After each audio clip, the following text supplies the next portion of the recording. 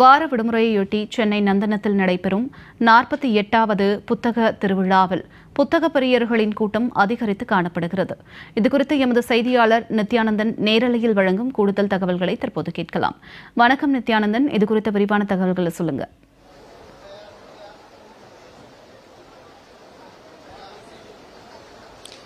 புத்தக வாசிப்பு காதலர்களுக்கு ஒன்று கூடக்கூடிய ஒரு இடமாக இந்த புத்தக திருவிழா மாறி இருக்கிறது. புத்தகத்திற்கும் மனிதர்களுக்கும் உள்ள அந்த காதலை வெளிப்படுத்தக்கூடிய ஒரு இடமாக இந்த புத்தக திருவிழா அமைந்திருக்கிறது.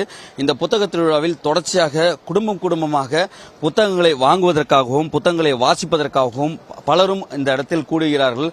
பல புத்தக வாசிப்பு வட்டங்களை சார்ந்த நண்பர்கள் கூடி புத்தகங்களை வாங்குவதற்காக கூடுகிறார்கள். ஒருவருக்கொருவர் மாறி மாறி புத்தகங்களை வாங்கி அன்பு பரிசளிப்பது என தொடர்ச்சியாக ஈடுபட்டிருக்கக்கூடிய அந்த காட்சிகளும் நம்மால் பார்க்க முடிகிறது. அதே போல தற்போது நம்முடைய ஒளிப்பதிவாளர் தீபக் அந்த காட்சிகளை நேரலையில் காண்பித்துக் கொண்டிருக்கக்கூடிய அந்த நேரலைகளை பார்க்கலாம். தொடர்ச்சியாக உலக வரலாற்றில் மிக முக்கியமான இடங்களை பதித்த உலக தலைவர்களுடைய புத்தகங்கள், அதே போல இங்க இருக்கக்கூடிய இந்த இந்திய சமூகம் மட்டுமல்ல உலக சமூகமே அமைதியாகவும் அன்பாகவும் வளங்களை பாதுகாத்து வாழ வேண்டும் என்று கூறிய மூத்த தலைவர்களுடைய புத்தகங்கள்லாம் அதிக அளவில் விற்பனைக்கு வந்திருக்கக்கூடிய அந்த காட்சிகளையும் நம்மால் பார்க்கிறோம். தொடர்ச்சியாக அதனுடைய காட்சிகளையும் தற்போது நம்முடைய ஒளிப்பதிவாளர் தீபக் காண்பிக்கக்கூடிய அந்த காட்சிகளை நாம் பார்த்து வருகிறோம். ஒட்டுமொத்தமாக கூற வேண்டும் என்றால் எங்கெல்லாம் சிறைச்சாலைகள் இருக்கிறதோ, அதாவது நூலகங்கள் இருக்கிறதோ அங்கெல்லாம் சிறைச்சாலைகளை மூடலாம் என்பார்கள். அந்த வகையில் சிறைச்சாலைகளை மூடுவதற்கான ஒரு மிக முக்கியமான பணி என்பது இந்த லைப்ரரி, அந்த நூலகங்கள். இதெல்லாம் ஒரு மனித சமூகத்தை அடுத்த கட்டத்திற்கு நகர்த்துவது என்பார்கள். அந்த வகையில் ஒவ்வொரு ஆண்டும் இந்த புத்தக திருவிழாவிற்கு அதிகமான அளவில் மக்கள் கூட்டம் என்பது வந்து கொண்டிருக்கக்கூடிய அந்த காட்சிகளும், புத்தகங்கள் அதிக அளவில் மக்கள் வாங்கி செல்வதுமாக இருந்து கொண்டிருக்கக்கூடிய காட்சி தற்போது நாம் பார்க்கக்கூடிய அந்த நேரடி காட்சிகளும் பார்க்கலாம். குடும்பமாக வந்து புத்தகங்களை வாங்கி செல்லக்கூடிய அந்த காட்சிகளும் பார்க்கலாம். நீங்க என்னென்ன புத்தகம் வாங்கியிருக்கீங்க? என்னென்ன புத்தகங்கள்லாம் வாங்கி கொடுத்தீங்க? நாங்கள் வந்து புதிய கலாச்சாரம் வெளியீடு, அதுக்கப்புறம் காஷ்மீரில் அந்த மக்கள் வந்து அவங்க படுற துயரம் போராட்டம் பற்றின புக்கு வாங்கியிருக்கோம். அப்போ அமைப்பு ரீதியாக திரளுங்கள், இப்போ இருக்க ஜனநாயகத்துக்கு எதிர்த்து ஜனநாயக படுகொலைக்கு இந்த ஆட்சி நடந்துகிட்டு இருக்கு, இதை எதிர்த்து மக்கள் எப்படி திரளணும் அப்படின்னு பற்றி அது சம்பந்தமான புக்குகள் இருக்கு, அது வாங்கியிருக்கோம். புத்தக வாசிப்புன்றது எவ்வளவு மிக முக்கியமானதுன்னு நினைக்கிறீங்க? அனைவருக்குமான ஒரு தேவை. அடுத்த கட்ட தலைமுறைக்கு இருக்காங்க, இப்ப இருக்க குழந்தைகளுக்கு செல்போன்களும் டிவிகளுமா இருக்கு, அவங்களை எப்படி புத்தக வாசிப்புக்குள்ள கொண்டு வரீங்க நீங்களா? இப்போ நம்ம பொதுவாக வந்து வரலாறு சம்பந்தமான விஷயங்கள்ல எப்படி முன்னாடியே வந்து சமுதாயமெல்லாம் எப்படி இருந்துச்சு, எப்படி ஆட்சிகள் எப்படி இருந்தது, உலக தலைவர்கள்லாம் எப்படி இருந்தாங்க, அது மாதிரி வந்து நம்ம குழந்தைங்கள்ட்ட நிறைய உரையாடல் பண்ணும்போது அவங்களுக்கு அந்த ஹிஸ்டரியில் அந்த வரலாறுல வந்து ஒரு ஆர்வம் ஏற்படுது.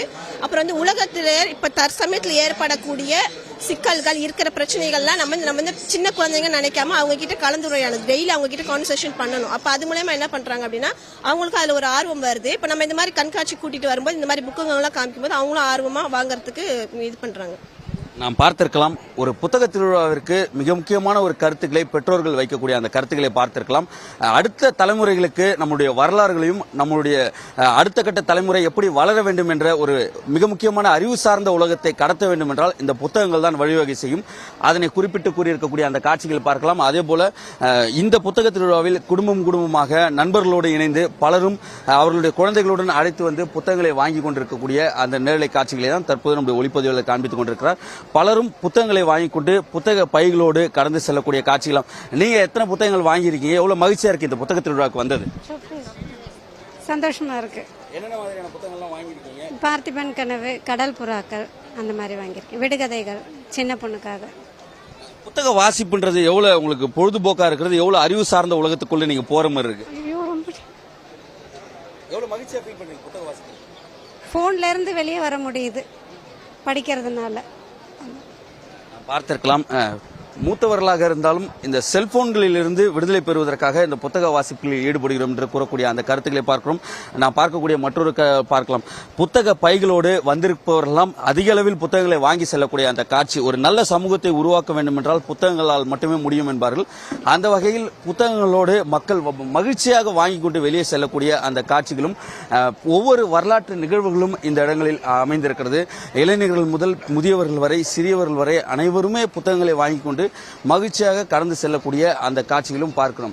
ஏனென்றால் ஒரு புத்தகம் வாசிக்கும் பொழுது அதனுடைய வரலாறும் அதனுடைய கதாநாயகியாகவும் கதாநாயகனாகவும் தன்னை உணர வைக்கக்கூடிய அளவிற்கு புத்தகங்கள் இருக்கும். ஏதோ ஒரு அறையில் எழுத்தாளர் எழுதிய புத்தகம் உலகம் முழுவதும் பயணிக்கும். அந்த வகையில் அனைத்து தலைப்புகளும் கோடிக்கணக்கான புத்தகங்களும் இங்கு வந்து ஒரே இடத்தில் கிடைக்கிறது என்பதால் சென்னையில் இருக்கக்கூடிய மக்கள் மட்டுமல்ல, சுற்றி இருக்கக்கூடிய பல மாவட்டங்களிலிருந்தும் மக்கள் அதிக அளவில் இங்கு வந்து புத்தகங்களை வாங்கி செல்லக்கூடிய அந்த காட்சிகளும், சிறியவர்கள் முதல் பெரியவர்கள் வரை அனைவருக்குமான புத்தகங்களும் இந்த பகுதியில் கிடைக்கத்தான் செய்கிறது. ஆகவே தொடர்ந்து ஆங்கில நாவல்கள், அதே போன்ற ஆங்கில புத்தகங்கள் என தொடர்ச்சியாகவே இந்த பகுதியில் மக்கள் அதிக அளவில் வந்து ஆர்வமுடன் வாங்கி செல்வதும், நண்பர்கள், குடும்பங்கள் என வந்து வாங்கி செல்லக்கூடிய அந்த காட்சிகளும் பார்க்கிறோம். புத்தக வாசிப்புன்றது எவ்வளவு மிக முக்கியமானதுன்னு நினைக்கிறீங்க இந்த ஒரு காலகட்டத்தில்? சார், ஆக்சுவலாக இப்போ எல்லாருமே வந்துட்டு எல்லாருக்கும் தெரிஞ்ச விஷயம் தான். எல்லாருக்குமே பசங்களாகட்டும் பெரியவங்களாகட்டும் எல்லாருக்குமே ஸ்க்ரீன் டைம் வந்து ஜாஸ்தி ஆகிடுச்சு. ஸோ புக்கு வந்து படிக்கிறது அப்படிங்கிறது ரொம்ப கம்மியாயிடுச்சு. அதுக்கு முக்கியமான ரீசன் என்ன அப்படின்னாக்கா, பசங்களுக்கு வந்து கொஞ்சம் பொறுமை இல்லை, கொஞ்சம் பேஷன்ஸ் இருக்கணும். ஆக்சுவலாக கொஞ்சம் பேஷண்ட்டாக பொறுமையாக உட்காந்து படிக்க ஆரம்பித்தாங்கன்னா அவங்களுக்கு உடல் ரீதியாகவும் மன ரீதியாகவும் புக்கு படிக்கிற ஆர்வமும் ஜாஸ்தியாகவும், ஒரு சைக்கலாஜிக்கலாக அவங்களுக்கு வந்து ஒரு பேஷன்ஸு, பொறுமை, எந்த ஒரு விஷயத்தையும் கையாளக்கூடிய ஒரு திறமையும் வந்து ஜாஸ்தியாகும். ஸோ பசங்களுக்கு வந்து படிக்கிறத வந்து நம்ம என்கரேஜ் பண்ணணும். அது ஃபஸ்ட்டு வந்து என்ன பண்ணணும்னா, பேரண்ட்ஸாக நம்மளும் அவங்களோட சேர்ந்து உட்காந்து 2-3 புக்கு கொஞ்சம் படித்தோன்னா நம்மளை பார்த்து அவங்க வந்து படிக்க ஆரம்பிப்பாங்க. எவ்வளோ மகிழ்ச்சியாக உணர்றீங்க புத்தக வாசிப்பு? ரொம்ப நல்லா இருக்குங்க. பார்த்திருக்கலாம்.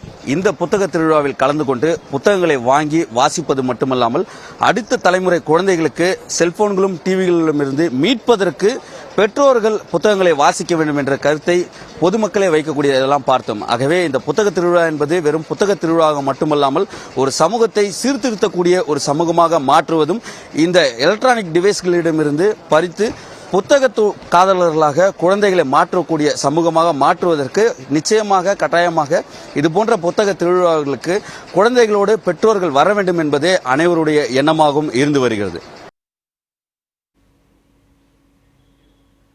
தங்களுடைய தகவலுக்கு நன்றி நித்யானந்தன்.